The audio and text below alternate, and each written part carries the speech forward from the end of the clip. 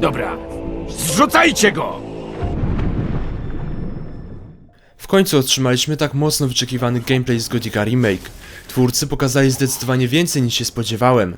Otóż wiemy, jak będzie wyglądać model walki, magia, dialogi oraz wiele lokacji z gry. Najważniejsze natomiast, że pokazano nowy wygląd bezimiennego. Zatem przejdźmy do tego, na co wszyscy czekamy. Jest to bodaj najbardziej istotny element gry, więc nic dziwnego, że wielu fanów nie mogło się doczekać, żeby zobaczyć, jak będzie wyglądać w grze. I tak oto otrzymaliśmy walkę w zwarciu, na dystans oraz używanie magii.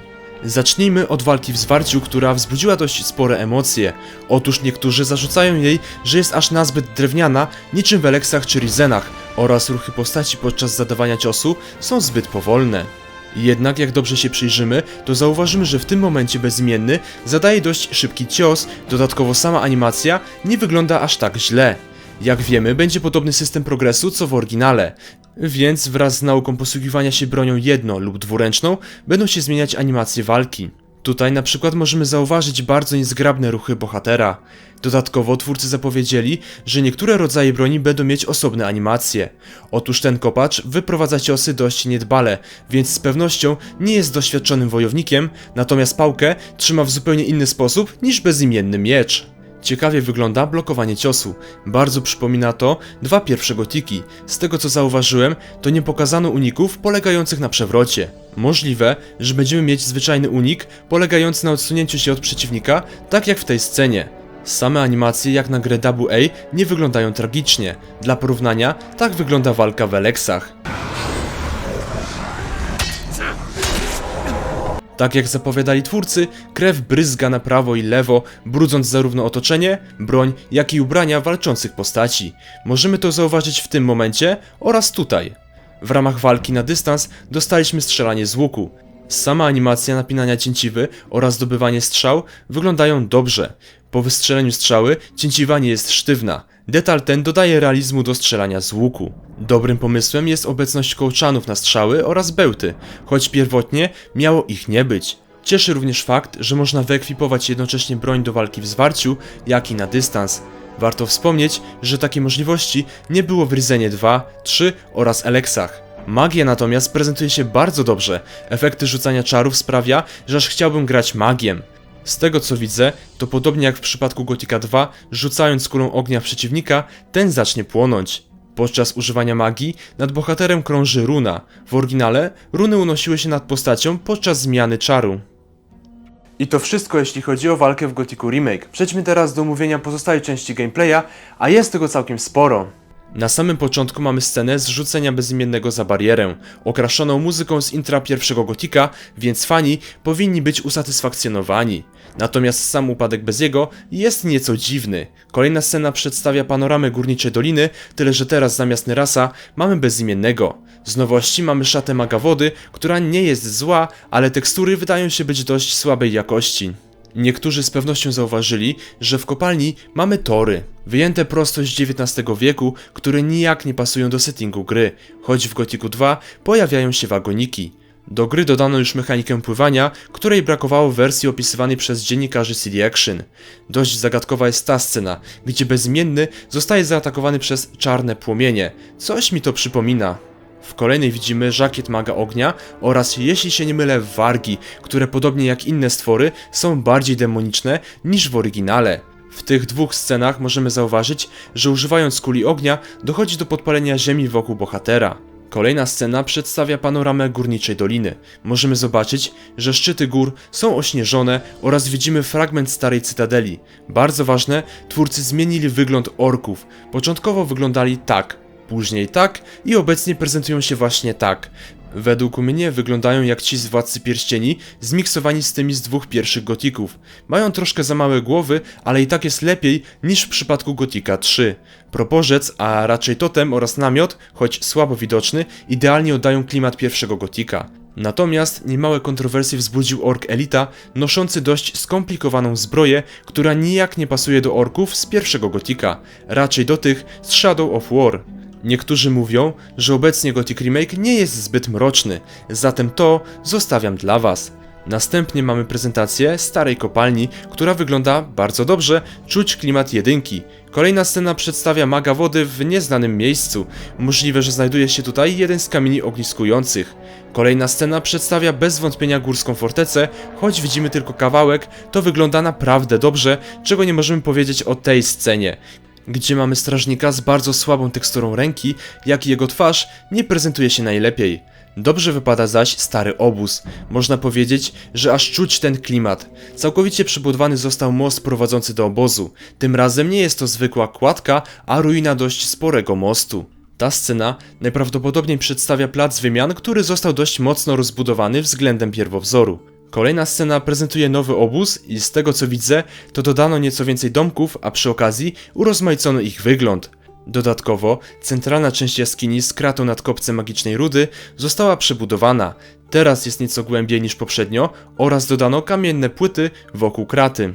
Niestety w obozie sekty zabrakło kultowych latarń dających niebieskie światło.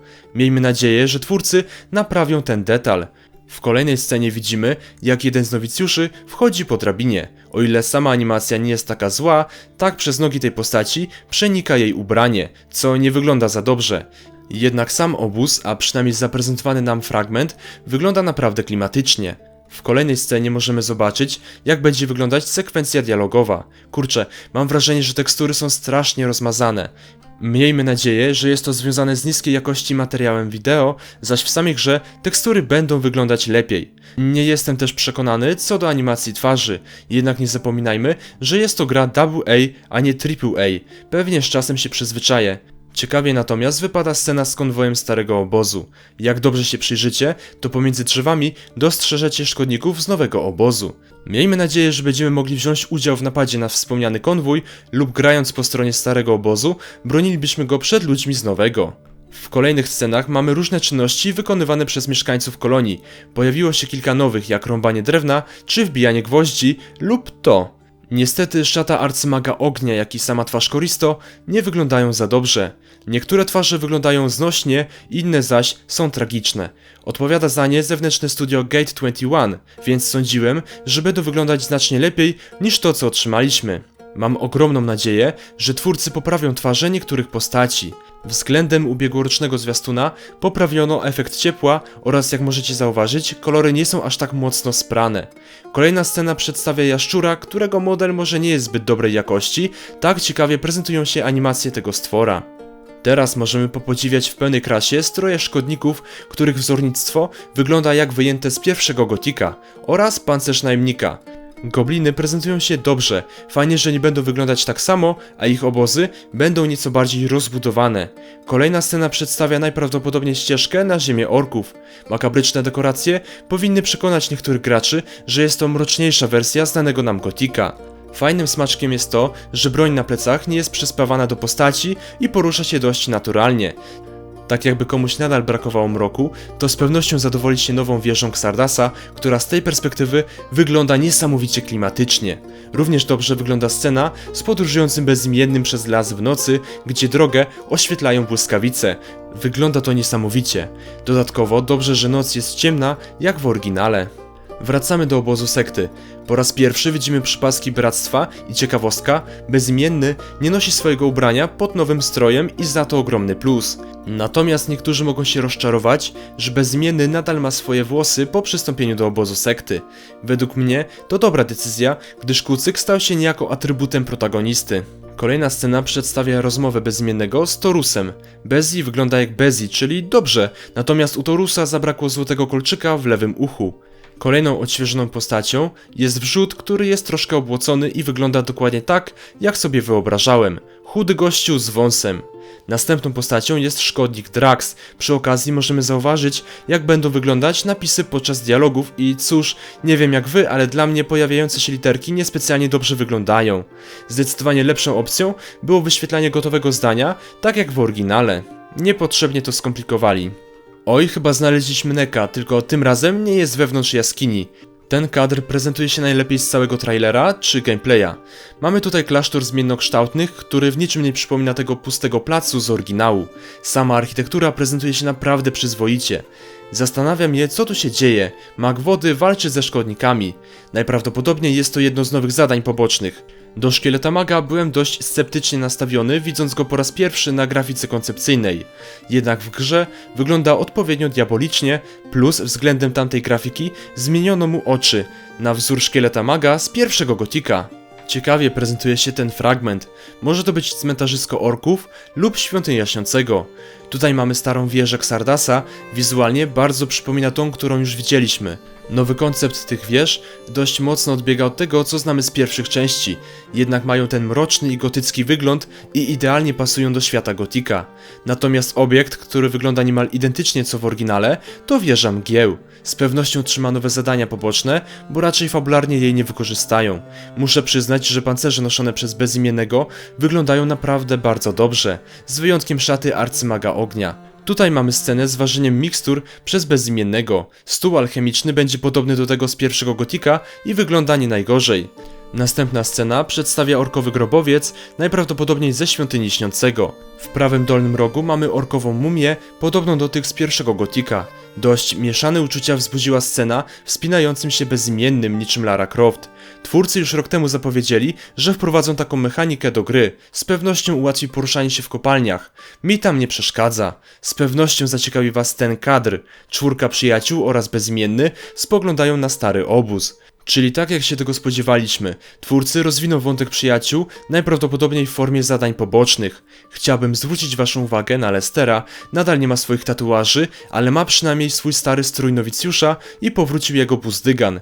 Niestety Gorn nadal jest chudy i raczej jego postura się nie zmieni. Jak już mówiłem, zarówno głowa Bezimiennego, jak i jego podstawowe ubranie wypadają dobrze. Tak dziwnie wygląda animacja chodzenia. Bezi porusza się tak, jakby był przyspawany do podłoża, choć animacja nie wygląda źle.